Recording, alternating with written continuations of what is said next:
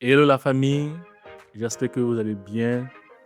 Alors, bienvenue sur les disciples de Christ. Ici, nous découvrirons ensemble la Bible, chapitre après chapitre, afin de grandir ensemble dans la foi, tout simplement. Si vous êtes nouveau, soyez les bienvenus. Et n'oubliez pas de vous abonner et d'activer la cloche de notification afin de ne pas vous manquer les nouvelles vidéos. Aujourd'hui, nous allons lire Matthieu chapitre 2. Nous continuons à lire les chapitres de l'évangile de Matthieu. Et comme je disais dans Matthieu chapitre 1, on a décidé de commencer ces lectures bibliques par le Nouveau Testament, donc par Matthieu chapitre 1, la première vidéo. Aujourd'hui, nous continuons avec Matthieu chapitre 2. Alors, Matthieu chapitre 2, c'est un bref résumé des conditions dans lesquelles Jésus-Christ est né. Voilà, un résumé en une phrase, c'est ça Matthieu chapitre 2. Matthieu chapitre 2, on va parler des mariages, comment il est né, dans quelles conditions, de roi Hérode, etc., etc., etc. Donc, suivons ensemble et nous serons bénis. Matthieu chapitre 2, toujours la version le second. Jésus étant né à Bethléem, en Judée, au temps du roi Hérode, voici des mages d'Orient arrivèrent à Jérusalem et dirent: Où est le roi des Juifs qui vient de naître? Car nous avons vu son étoile en Orient et nous sommes venus l'adorer. Le roi Hérode, ayant appris cela, fut troublé et tout Jérusalem avec lui. Il assembla tous les principaux sacrificateurs et les scribes du peuple, et il s'informa auprès d'eux où devait naître le Christ. Ils lui dirent: à Bethléem en Judée, car voici ce qui a été écrit par le prophète. Et toi, Bethléem, terre de Juda, tu n'es certes pas la moindre d'entre les principales villes de Juda, car de toi sortira un chef qui paîtra Israël, mon peuple. Alors Hérode fit appeler en secret les mages et s'enquit soigneusement auprès d'eux depuis combien de temps l'étoile brillait. Puis il les envoya à Bethléem en disant: Allez et prenez des informations exactes sur le petit enfant. Quand vous l'aurez trouvé, faites-le moi savoir afin que j'aille aussi moi-même l'adorer.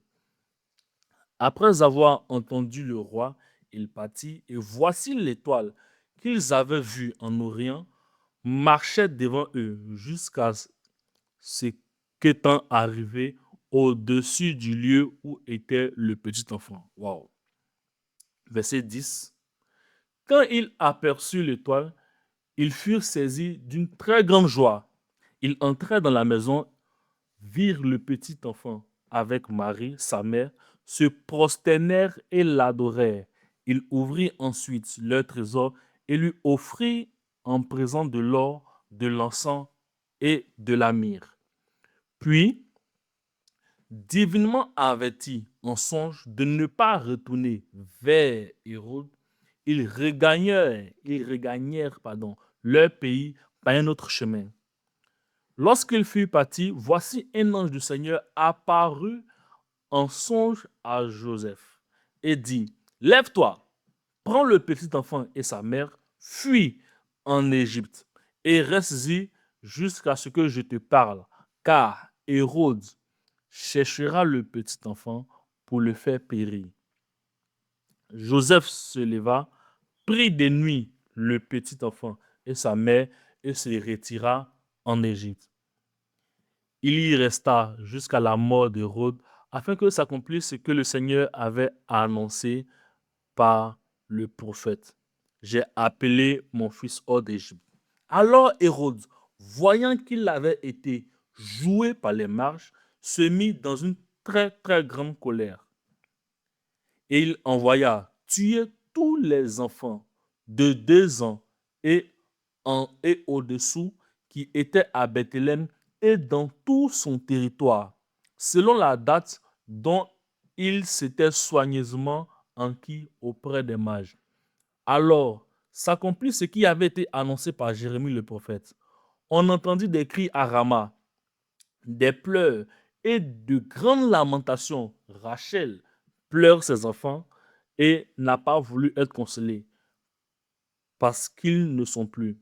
Quand Hérode fut mort, voici un ange du Seigneur apparut en songe à Joseph en Égypte et dit, lève-toi, prends le petit enfant et sa mère et va dans le pays d'Israël, car ceux qui en voulaient à la vie du petit enfant sont morts.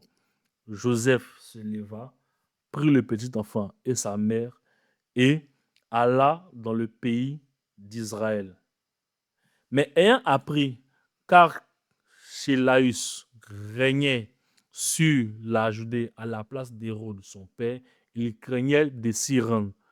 Et divinement averti en songe, il se retira dans le territoire de la Galilée et vint demeurer dans une ville appelée Nazareth, afin que s'accomplisse ce qui avait été annoncé par les prophètes. Il sera appelé Nazaréen.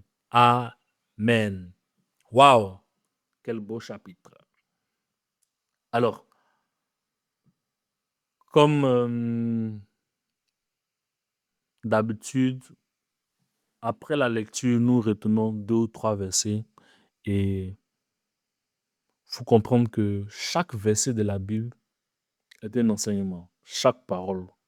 Donc, on peut prendre des heures à tirer des enseignements sur Matthieu chapitre 2, verset 1, verset 2, verset 3, jusqu'au dernier verset, au verset 23. Mais le temps nous oblige à sélectionner 2 ou 3 versets. Donc, nous allons commencer. Le premier verset ou le premier groupement de versets qui a retenu mon attention, et là encore, je sais que ça pourra faire parler, c'est un risque. Et les risques sont faits pour être pris. Alors, on va parler des rois mages. Des rois mages.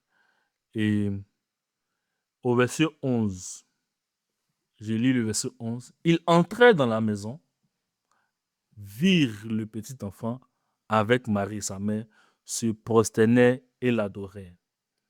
Ils ouvrirent ensuite leur trésor et offrirent en présent de l'or, de l'encens et de la myrrhe. Ok. Pourquoi j'ai sélectionné ce verset? Comme je disais, je sais que ce verset-là n'est pas partagé par tous. Dans beaucoup d'églises, je ne sais pas pourquoi, mais l'offrande est encore un sujet vraiment tabou. C'est compliqué. Mais comme j'avais lu ce verset-là pour la première fois, les mages, en fait, ils viennent d'Orient. Et au début, je pense dans le verset 2, quand ils sont arrivés je pense, ils sont arrivés à Bethléem, quand ils sont arrivés dans le territoire, ils ont demandé aux Juifs, mais où est le roi des Juifs qui vient de naître? Et ils ont dit aux Juifs, pourquoi ils sont venus? Nous sommes venus l'adorer. J'espère que vous voyez où je veux en venir. Nous sommes venus l'adorer. Donc, en principe, ils sont venus adorer le roi des Juifs qui vient de naître. Maintenant, au verset 11, ils sont arrivés. Maintenant, l'adoration en question, qu'est-ce qu'ils ont fait qui correspond à l'adoration en question? Le verset 11 dit, ils sont entrés, ils ont vu l'enfant, ils étaient en joie. Le verset 10 le dit, ils sont entrés, ils ont vu l'enfant, c'est bien. Ils se sont prosternés. Premier acte d'adoration. C'est vraiment pas un enseignement sur l'adoration, comment adorer. Non. Mais premier acte d'adoration, ils se sont assis, ils se sont prosternés. Premier acte d'adoration. se sont prosternés. Donc, pour adorer, il faut se prosterner. Je- Il y avait, il y avait vu une vidéo, je pense, sur Facebook, il y a longtemps, où il y avait un pasteur qui rigolait, qui disait que ceux qui font les fiançailles en mettant le genou à terre, ils sont en train d'adorer à moitié. C'est pour rire, vraiment, on va lancer ce débat-là. Mais pour, pour adorer, on peut se prosterner. Encore, le verset 11 dit se prosterner et l'adorer. L'adorer, c'est redondant, c'est pas grave. Maintenant, ils vont faire quelque chose toujours pour adorer dans ce qu'ils ont prévu faire au début, en disant qu'ils sont venus l'adorer. Ils vont faire une seconde chose pour venir l'adorer. Le verset 11 dit, il ouvrit ensuite les trésors et lui offrit en présent de l'or, de l'encens et de la myrrhe. Un autre acte d'adoration. En disant ça, je suis vraiment conscient. Je suis vraiment conscient de à quel point je suis en train de mettre le pied dans une fourmilière. Mais c'est la Bible. Là, franchement, on va prendre l'engagement ici de vraiment dire ce que la Bible dit. Et si on se trompe, franchement, dans les commentaires ou peu importe, vous pouvez nous reprendre. Mais moi, je considère que l'offrande est aussi un acte d'adoration. Et on veut faire l'effort de ne pas inviter plusieurs versets. Dans les lectures, on va faire l'effort de ne pas inviter, non, on est en train de lire Matthieu chapitre 2, mais on va inviter Ézéchiel 62, Ézéchiel 34, etc., etc. Mais lorsque Abraham était monté sur la montagne, c'était aussi un acte d'adoration. En fait, il n'y a pas d'adoration sans donner quelque chose. L'adoration là est bizarre. C'est pas complet. Et c'est l'enseignement que les rois mages nous donnent. Ils ont dit aux Juifs qui sont venus adorer le roi des Juifs qui vient de naître. Ils ont fait deux choses pour l'adorer. Ils se sont prosternés et ils ont donné une offrande, leur trésor. Donc, extraire ou exclure l'offrande de l'adoration, c'est enlever une grande part à l'adoration. J'ai dit ça, je dis rien, et on va passer au verset suivant. Je suis conscient des gars qui ont été déjà causés, mais bon, fallait le dire, je l'ai dit. Ceux qui sont offensés, il y a qui? Le second verset, c'est aussi un groupement de versets. Lorsque Hérode a appris la nouvelle, qu'est-ce qu'il a fait d'abord? Il s'est renseigné auprès des mages, et il, la Bible dit, il s'est enquis soigneusement. Soigneusement, il a pris des renseignements soigneusement sur l'enfant là. Il devait naître où, il sera comment, etc., etc. Les scribes lui ont dit, etc., etc., etc. Ok, c'est bien. Au verset 16, on dit, alors Hérode, voyant qu'il avait été joué par les mages, se mit dans une grande colère et il envoya tuer tous les enfants de 2 ans et au-dessous qui étaient à Bethléem et dans tout son territoire, selon la date dont il s'était soigneusement enquis auprès des mages. Le verset 16 dit quoi? En fait, il avait dit aux mages, quand vous allez aller, revenez me dire où il est exactement pour que moi aussi je vienne l'adorer. Les mages, quand ils sont allés, ils ont été divinement avertis de se retourner chez eux par un autre chemin. Donc, lorsque Hérode s'est rendu compte du fait qu'il a été joué par les mages, la Bible dit au verset 16 qu'il s'est mis dans une grande colère. Et qu'est-ce qu'il a fait? Il a pris une décision de tuer tous les enfants. Selon la date, il a demandé aux mages, l'étoile a commencé à briller depuis quand? Donc, les mages lui ont dit une date.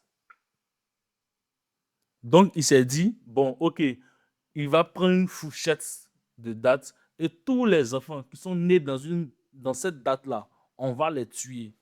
comme il ne peut plus savoir où est exactement Jésus-Christ, dans quelle ville exactement de Bethléem, dans quelle contrée, dans quelle allée, dans quelle avenue, etc. Ok, ce qu'on va faire, on va mener une grande offensive. On va tuer tous les enfants de moins de 2 ans.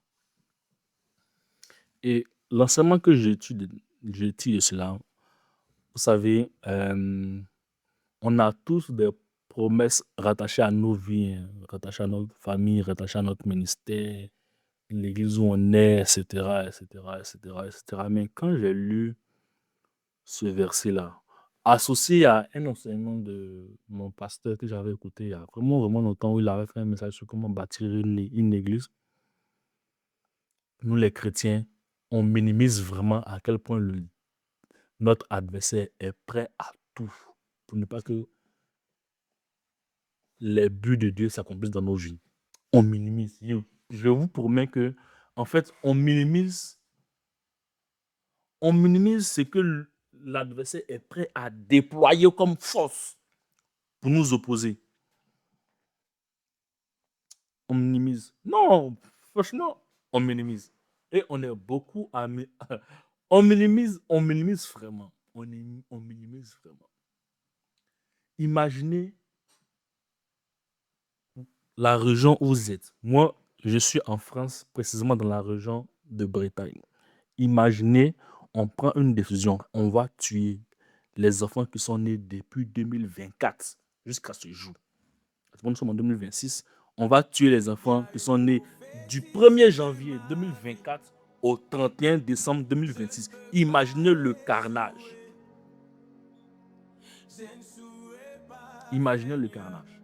C'est l'effort que Hérode a fait pour tuer le roi des Juifs qui venait de naître. Il s'est dit, bon, pour viser juste, comme je n'ai plus l'information exacte de où il est, on va tuer tous les enfants de moins de 2 ans. Et généralement, nous, on pense que l'adversité qu'on aura, il va se limiter à telle action. Non, il est prêt à tout, jusqu'à tuer tous les enfants d'une région. Comme j'ai dit, prenez votre région et imaginez pendant les enfants nés depuis 2 ans, imaginez le carnage. Oui.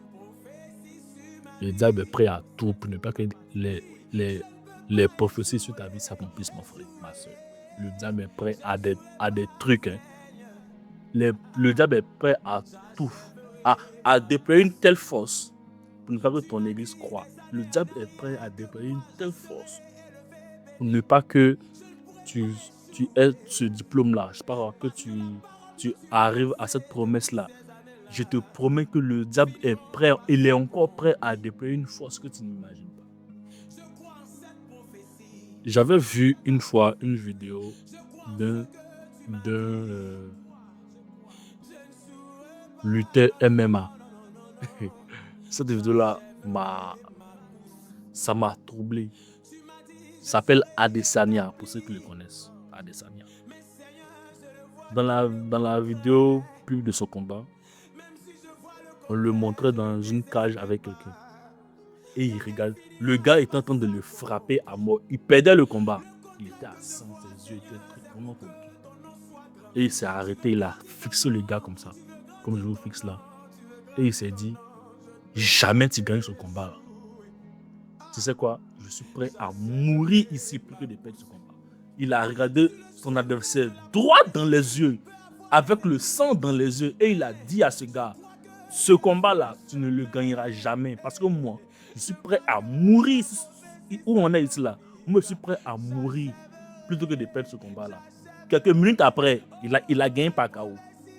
Quand il a vu, en fait, si je pouvais rapidement vous montrer l'image. En fait, quand tu vois l'image du gars en train de parler, je m'imagine dans la cage avec lui, comment je serais à la place du pauvre monsieur à qui il a dit ça, à qui il a dit, frère, soit nous deux on meurt ici, ou je vais gagner le combat. Mais sache une chose, moi je ne perdrai pas, ou bien je meurs ici. Et il avait un regard de quelqu'un qui est vraiment prêt à mourir pour gagner ce combat. Et puis, quand j'ai appris que la gueule comment, je me suis dit, en vrai, le gars, il s'est dit, ça vaut pas la peine que je meure pour ce combat. Je pense que c'est lui qui se disait, dit, lui, il est fou, lui. Oh, quoi, à cause de quelques milliers d'euros, je vais mourir ici. Non, flemme. Et Adesanya a gagné ce combat. Cette même image. Est-ce que vous réalisez que, comme héros, votre adversaire est stress à tout contre vous? Ça doit être une raison de plus pour te lever pour prier, mon frère. Ah oui, hein? Ça doit être une raison de plus pour te lever pour combattre. Ah, si c'est ainsi, tu avais faibli dans la prière, dans la méditation, c'est pas moi. Ça doit être une raison pour te lever. Parce que pendant que tu es en train de te décourager, pendant que tu es en train de faiblir, tu penses que ton adversaire il fait quoi? Il en pose aussi.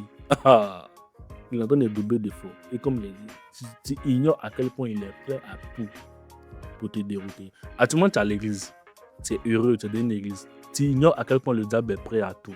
À déployer une telle force pour que si un an, tu ne sois plus dans une église, tu sois dans un endroit que je vais te Tu ignores cette force. En tout cas, que Dieu nous aide. Merci pour Matthieu chapitre 2. J'espère que vous avez compris les deux enseignements qu'on a tirés de Matthieu chapitre 2 et on se retrouve pour Matthieu chapitre 3. D'ici là, portez-vous bien. Comme j'ai dit au début de la vidéo, pour les nouveaux, n'oubliez pas de vous abonner et d'activer la cloche de notification. Sur ce, à bientôt, portez-vous bien et que Dieu vous bénisse. Ciao.